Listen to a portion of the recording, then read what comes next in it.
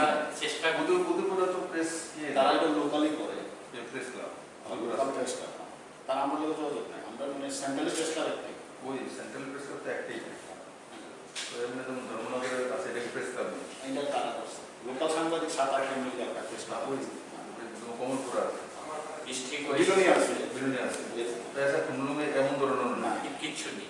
এসব কুমড়ো বানান যায়, কুমলুমটা কোনো জিনিস কারণ ট্রাইবেল অনেক সাংবাদিক হয়েছে, আমি কুমলুমে একটা জিনিস লোক কোনখানে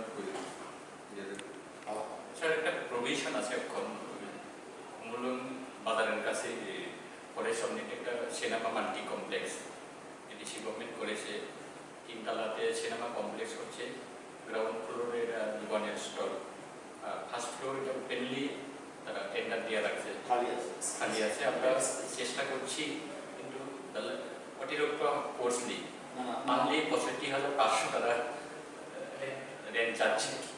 এখানে যদি হয় আমরা অফিসও করতে পারবো, একটা প্রেস ক্লাবের একটা কনফারেন্স হলও করতে পারবো।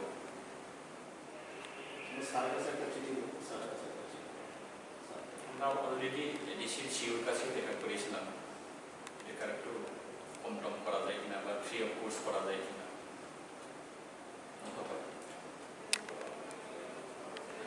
রিসেন্টলি 2-3 দিন আগে ওই আগরতলা প্রেস ক্লাবের কর্মকর্তার সাইটে অনেকক্ষণে ওই ত্রিপুরা জার্নালিস্ট ইউনিয়ন ওরা আমাদের সংগঠনকে সহযোগী সংগঠন হিসেবে স্বীকৃতি করেছে, তাই আমরা আগরতলা ক্লাবের আন্ডারে হিসেবে বিভিন্ন কাজ করি।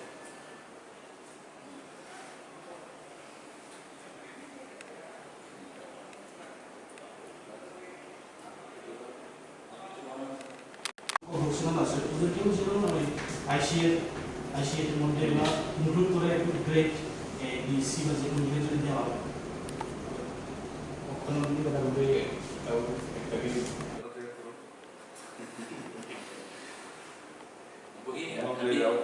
জানে ভালো নিয়ে বিনা জিত থামনি যাবে ছেলে ব্যাপারে দিন আমার কইছে যে স্যার চলেন না আমাদের ঘুরে আসতে আপনি পিকনিকে পাওয়া যায়, আমি তো আসতে পারছি না বলে বউ তোর গভর্নরকে পারছেন না।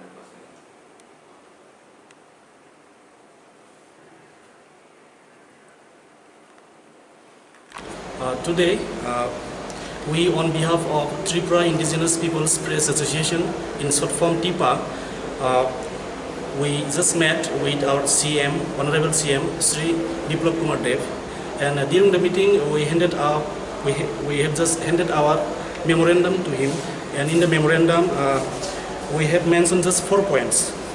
One, we have demanded an office or a press club in Kumulung where all the reporters from all over the state can go and sit down and we can have discussions like a press club does. And secondly, for all the indigenous media workers all over the state, we have demanded for accreditation card. And thirdly, we need safeguard during working hours. So we have demanded so that during our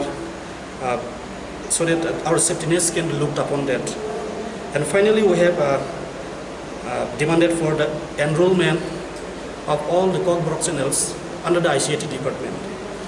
And our CM sir have responded very positively that all the demands will be fulfilled very shortly and looked after. Thank you.